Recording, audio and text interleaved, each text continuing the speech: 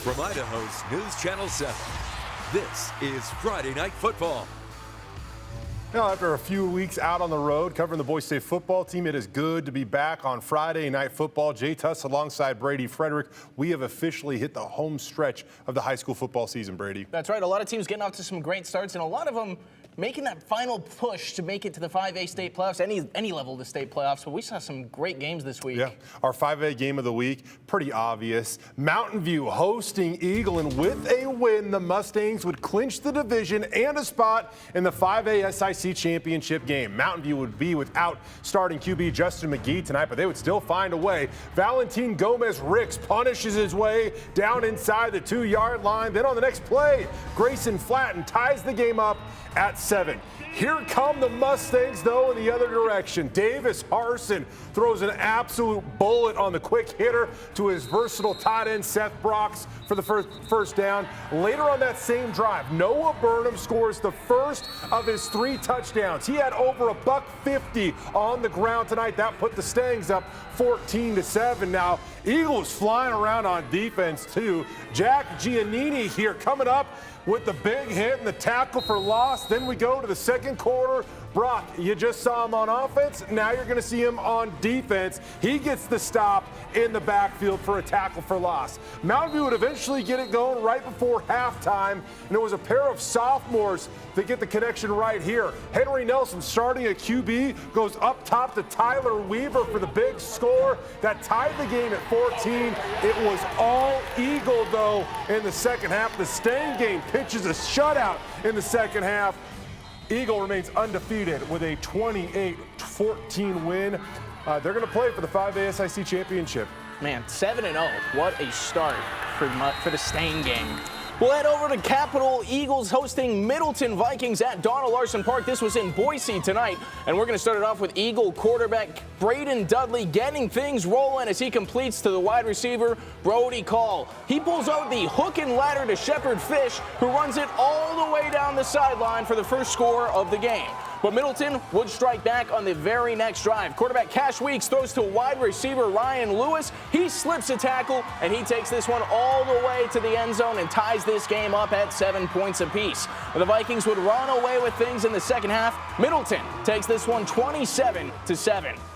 All right, Timberline traveled over to Centennial tonight, looking to snap a 16-game losing streak that stretches across parts of 3 seasons. With the Wolves up 17-3 in the fourth, the Patriots come up with a turnover.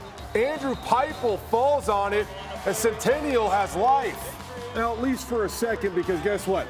They would end up giving the ball right back to Timberline, and the Wolves would try to put this thing on ice. Hayden Dodson barrels through the defense for the first down. 2 plays later, Jack Brandt dials up his own number. The super sophomore takes it around the edge. This made it 24-3. Timberline would go on to get their first win of the season and their 21-point margin of victory, their largest since the 2021 season opener. Love to see that out of T-Line. Let's go, Wolves. Yeah, good for Ian Smart as well. All right, how about some Thursday night football? Rocky Mountain hosted Meridian. The winner of this one would clinch a spot in the 5A SIC championship game, would pick it up in the first. Carson Adams takes the short pass and absolutely runs through a defender. On to the second, the same drive though. Tayshawn Reese caps off the drive with a short TD tote. Rocky would add a field goal later in the quarter to take a 10-7 advantage. Going the other way, Isaiah Reed would shut down this play for a tackle for loss. Meridian having a tough time moving the rock early in this game, but they do get on the board again right before halftime. Here's where the momentum starts for them. Zeke Martinez goes over the middle to Carter Martin on the pass play for a big gain to get him up over midfield. A few plays later, Zeke is used to throwing TDs. Here he catches one from the talented Riley Byington. This made it 14-10 Warriors. They would go on to win 28-24. Meridian is headed to the 5A SIC championship game. All right, up next, we head to Donald Larson Park now. Borah and Boise battling in what I might label the game of the year, with the Brave trailing 15-7 in the fourth. That's Trevor Schofield that lobs one into the end zone. It's deflected, but Cooper Smith catches it. They go for 2 to try to tie the game, and it's that duo again that is successful. So now we're knotted at 15 all late in the fourth quarter. With 3 minutes left in regulation, here comes Javon Nelson high-stepping into the end zone. A little prime time, looking like he scores the game-winning touchdown, but it wasn't enough. The Lions would have a chance, leading 22-15 late in the fourth quarter to close it out. On 4th and 15, it looks like they come up with a game-clinching interception. But hold on. Roughing the passer is called, and the Brave have new life. So with 1:06 left in regulation, that's when Schoolfield finds Eli Rich in the end zone. This tied the game up at 22, and we get to go to overtime. Some extra football, if you will. Boise got the football first, and they would score first. Like on the very, very first play of overtime, Schoolfield goes up top to his 6'5" junior wide receiver, Jordan McDonald. The Brave lead for the first time last night, 29-22. Here come the Lions, roaring right back. Nelson powers his way around the left edge, in for 6. That brought Borah to within 1. They looked like they were going to kick the PAT, but they call a timeout and decide to go for the win. They put it back in Nelson's hands, but too much penetration. Boise was ready for it. The Brave win the city championship, 29-28 the final in overtime. Mike Altieri continues to work his magic. An unbelievable run for Boise continues. They are now 6-1 on the season, with every opportunity to close it out at 7-1 next week against CUNA. That's going to be what a fun story that those guys have been this season. I was so impressed with Boise's resiliency last night. Borah, they played a great game.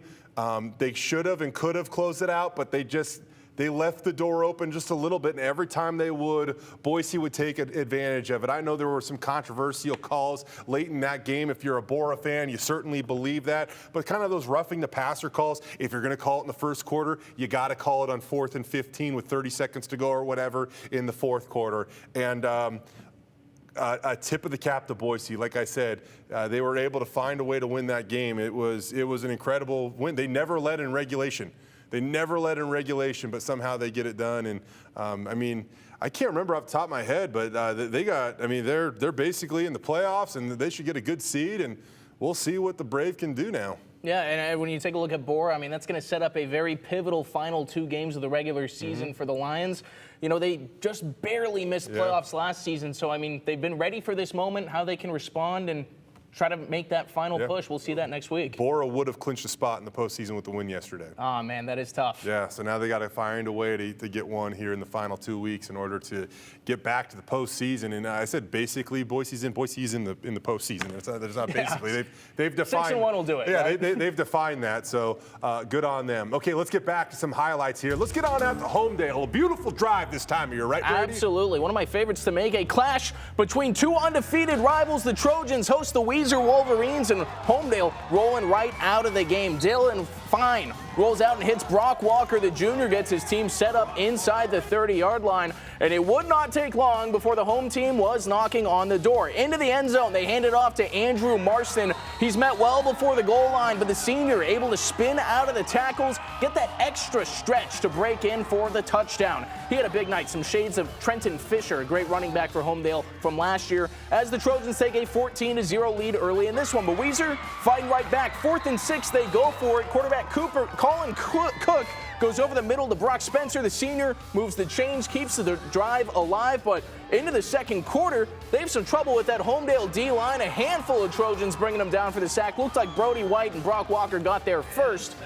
but that would bump Weiser out of field goal range. Some huge swings on the defense. That was kind of the name of the game tonight. Later on 4th and short, Weiser goes for it, but it's the Homedale defense standing tall, forcing a turnover on downs, so they would flip sides. Homedale has time to run a 2-minute drill, try to punch their lead up a little bit more, but this time it's Weiser coming down with the sack. We'll show you Braden Phillips coming up with a big-time tackle to give his team some momentum. This was a close game. It was an awesome atmosphere. We're talking both the home side and the away side, packed with fans. It's what you want to see from a good rivalry game.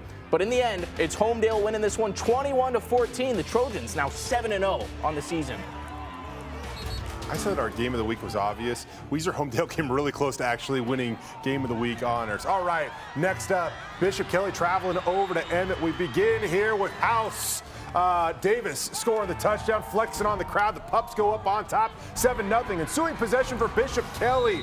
Benavella going to Crew Nelson for the 20-yard scoring strike to tie the game at 7. Second quarter in action now. Emmett's Isaac Brennan absolutely runs through a pair of defenders, stays on his feet, then breaks loose for a 70-yard house call. Emmett goes back on top by 7. Next possession, you want to talk about good running backs? Bishop Kelly has an absolute stud. Peter Minnert finds the hole, outraces the defense for a 60-yard score of his own. We're knotted up at 14. Bishop Kelly would get the ball back after an Emmett 3 and out.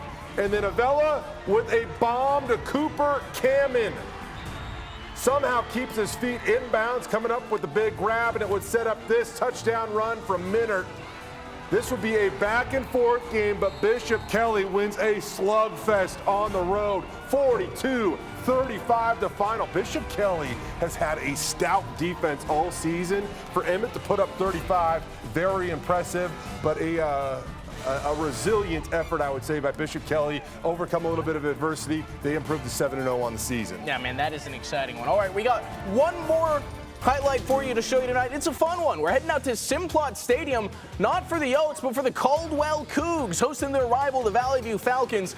Early on, Valley View's got a nice lead. Their defense going to carry that momentum into the second half. Third down, Caldwell takes a shot downfield, but Josiah Keith is going to have this one going the other way with a nice return after the interception. So it would not take long for Valley View to punch it in. Quarterback Isaac Moore keeps it on the option. Look at the juke and then the burst of speed as he closes out, takes it into the end zone for a Falcon touchdown. They would have a lot of success on the read option. We're going to see more from that in just a second. First, Caldwell is into the red zone, but there's some trouble with the snap. Both teams having some trouble getting a hold of the football. It pops out. It's the running back, Raul Toscano-Torres, scooping it up, and he has a nice run back to go with it. That got the Cougs set up in great position. It got their fans going wild. They would let the quarterback keep it in his own hands. He had some crazy runs tonight, but I'll tell you what, this one has got to be the best. Zaylor Brugman just running through the tacklers, showing off the jukes. He broke 3 or 4 tackles as he runs in for the touchdown. Later on, though, Valley View would have the immediate answer back. Once again, they're going to show off what they can do on the option. It's number 9, Onyx Carson, breaking out to the outside and then just showing off the incredible burst of speed. Another broken tackle right there, and no one's going to be able to catch up to him. Valley View would win this one 70-25, but before we go, I do have to show you the last touchdown of the game. They give it to the big man, Jordan Conlon, listed as a defensive and offensive lineman, but for this play, he's clearly a running back. Look at the moves, the power. Look at that touchdown. You love to see that. That's awesome. Hey, somebody put the cookie jar at the back of the end zone. Big man wanted it. Love it. Big-time victory. Wow, 70 points on the scoreboard. Falcons flying high to cap the season. Hey, we have more scores to report for you. This one may be a little closer than I expected. Skyview's been on a roll lately. They take down rival Nampa 35-30 the final. Burley kind of had some tough luck lately. They fall to Twin Falls 27-20 the final. Minico, 81 points. I'm going to assume that that's the high point total tonight, maybe. 81-20 over Jerome. Columbia. How about this, man? The Wildcats have lost so many close games this season. I know somebody picked against Columbia today, but you know what? They pull out a nice little victory on the road. Shane Williams Roads, if you're watching, you know what I'm talking about. Garden Valley over Horseshoe Bend, 57-42 the final. Council shutting out Cascade, Brady, 42-0. All right, keeping it rolling. McCall Donnelly with a phenomenal effort, 69-0 over Parma. Council takes down Cascade 42-0, and Fruitland gets a nice dub 42-14 over Payette. There you have it. If you missed anything, check out KTVB.com. Zach Armstrong is updating scores, highlights, everything you need to know right now. Only a couple weeks to go in the regular season. It gets a little tricky. 1 to 2 weeks, depending on your classification. We have some crossover games coming up, and obviously the 5A SIC championship game looms in 2 weeks. But it's getting a little colder. It's getting darker early. The games are starting to mean a little bit more, and we are almost done with high school football season. How sad is that? My goodness. I get bummed out, especially because high school ends and then college ends, and then eventually the NFL ends, and I don't know what to do with my life for the next 6 to 7 months. But we still got plenty left. Yeah, right. I'll make you a baseball fan or something there, Brady. Many have tried. I don't know.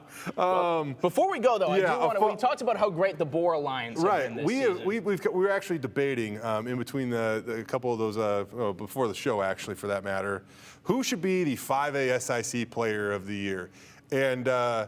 I know that Javon Nelson in Borah, he has meant so much to the Lions. Borah's probably got to make the playoffs in order for Javon to have a chance at that title, but man, does he have a cool story. Absolutely. So Borah High School's Javon Nelson missed the entire 2022 season with a torn meniscus. He said watching the guys from the sideline was the ultimate motivation to do all the work it takes to get back out onto the field. So in 2023, he's not only back, he's better than ever. He currently has racked up more yards than any other running back in the Southern Idaho Conference. Take a look at what this season has been like for him. It's honestly crazy. I mean, I can't say I expected it, but I expected it at the same time because I've always been a decent running back, and especially coming back stronger than ever, having practically a whole year off of football. I was like, I know I'm gonna do something big. I didn't know it was gonna be that. Midway through his high school football career, Javon Nelson was looking to impress at the Boise State summer camp. Instead, one play sidelined him for his junior season. It was the first play I went in, which is why it was so horrible. It was a jet sweep, and I did the Deion Sanders, the toe, whatever. I was trying to add it to my bag, and ended up actually tearing my meniscus. He decided his playing days were far from over. I've just loved football in general. I come from a football generation. My dad played football for the NFL in college. His dad, Corey Nelson, was a track star and wide receiver at Boise State. He later played for the Seattle Seahawks before a collarbone injury ended his football career. Runs in the family. So with the support of his family, Nelson began a lengthy rehabilitation process. He was just making sure my mentality and I had a good mental state, because obviously I was in my room a lot. I couldn't really go anywhere. I couldn't walk. I was on bed rest for a while and crutches. But the biggest motivation came from the boys wearing green and yellow. I went to almost every game last year still, even on crutches and whatnot, and it was just seeing my team lose and win. It was just wanting me to come back and be stronger and try to be a key part of the team so we can have a good year. And that's honestly what motivated me to just lift heavy and make sure my knee came back as strong as possible. It paid off. Nelson currently ranks 4th in the state in total rushing yards and stands alone at the top of the Southern Idaho Conference. I mean, we all know he had it in him. For him to be able to show what he has is, the best part about sports. And, he worked his rear end off all offseason to make sure that he was actually bigger and better than when he, left last year. He's even been able to pull off the very move that tore up his knee. I was like, you know what? To get over a fear, you got to do it. So I did it in the game, and it worked. I got a little more yards than I was originally going to get, so I'll probably keep on doing it. But my goal, is just to keep my knee healthy, even though it already is, throughout the year, and then make sure my other knee's healthy as well, and just my body in general, and then obviously learning more football and becoming a better player. And so for Nelson, the goal is still to play college football, whether that's the Division I level or if he wants to put the work in at the JUCO level and then transfer, but that's what he's willing to do. Man, somebody give him a chance. I've been so impressed by him this season. Every week you show up, every week he produces. Every week the opposing defense keys on him and tries to stop him, and he still finds a way. I know Borah does a good job moving him around at times. They'll put him out at wide receiver, line him up at running back. Sometimes he doesn't come off the field. He even punts. He plays safety. He was playing cornerback last night. The kid is a really remarkable talent, and it's cool to see him overcome that adversity so far this season. The fact that he's the punter is really one of the things that I thought was funny. Yeah, just one extra way you can help his guys out. I mean, if you ever need your punter to rush for 1,000 yards, yeah, he's your guy. Javon Nelson's your guy. You're at the ultimate trick play punter if he's got to keep it. I love it. But really, a cool story for him. Missing the last couple of seasons, battling through injuries, and now you can see finally healthy, finally producing, and hopefully, like you said, hopefully he wants to play in college. Hopefully somebody gives him a chance to do that. Been a fun week. I mentioned this earlier, but again, check out KTVB.com or KTVB YouTube page as well. If you missed any highlights, you need scores, any of that stuff, we got you covered here on Friday Night Football, the only show in town that does this. So get on over, check all those out, and we'll be back again for the final 2 weeks of the regular season. Probably got us for 3 more weeks because we always like to cover the first round of the playoffs too, because usually we got so many local teams in there, we can fill a full show. So we'll try to do that as well. Yeah, and in the meantime, we got another show coming up tomorrow. Yeah. 9 a.m. Join us bright and early. It's going to be a short little turnaround for Brady and myself tonight, but we will be back at 9 a.m. live in studio for Bronco Roundup Game Day. The Big Ten football schedule kind of fills up Channel 7, so we got to kick this thing off a little bit earlier. Then later on at 5 o'clock, that hour before kickoff, Brady and I will be back again live on the Blue for our digital-only show. It will air on KTVB Plus as well as KTVB.com. Check out our YouTube page as well.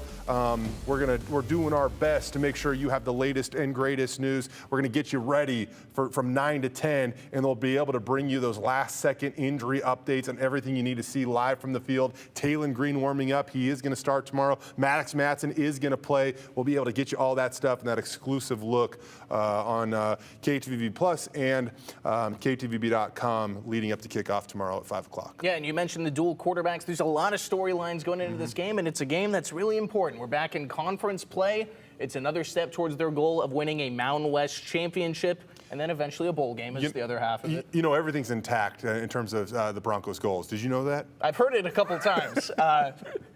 It's been it's turned into almost a mantra. They come out of the non-conference play 1-3 overall. They have already picked up a Mountain West win over San Diego State, so they do stand at 2-3 overall. But that goal is to hoist that hardware, climb to the top of the mountain, and be kings of the mountain, if you will, come that early December Mountain West Conference Championship game. All right.